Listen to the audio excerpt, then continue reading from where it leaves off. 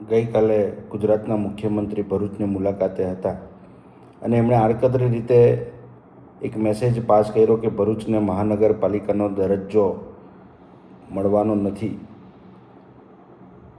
ખરેખર આ જ સમયે ભરૂચના ધારાસભ્યો, સંસદ સભ્યો અને ભારતીય જનતા પાર્ટીના તમામ હોદ્દેદારો ત્યાં હાજર હોવા છતાં તમામ મૂક પ્રેક્ષક બનીને બેઠા રહ્યા અને મુખ્યમંત્રીની આ વાતોને તેઓ જાણે કે વધાવી લીધી હોય એ રીતે એમનો વ્યવહાર હતો.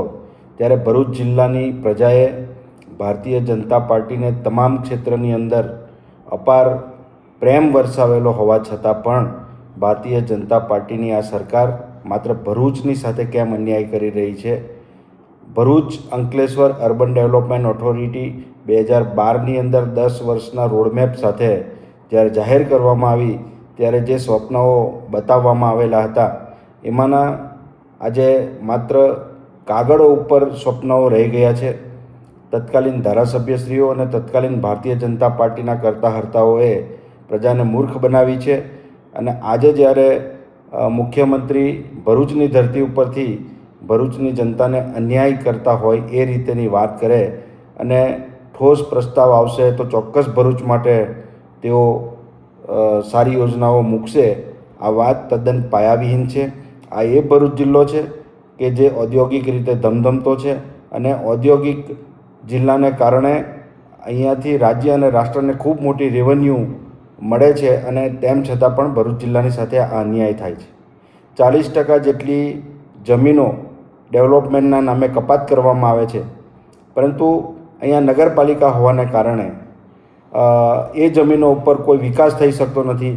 બૌડાના લિમિટેશન છે, બૌડા પાસે કોઈ સ્ટાફ નથી અને બૌડા માત્ર ભ્રષ્ટાચારનું હથિયાર બનાવી દીધું હોય એ પ્રમાણે માત્ર જૂજ લોકોને ફાયદો કરવા માટેનું કામ કરી રહેલું છે.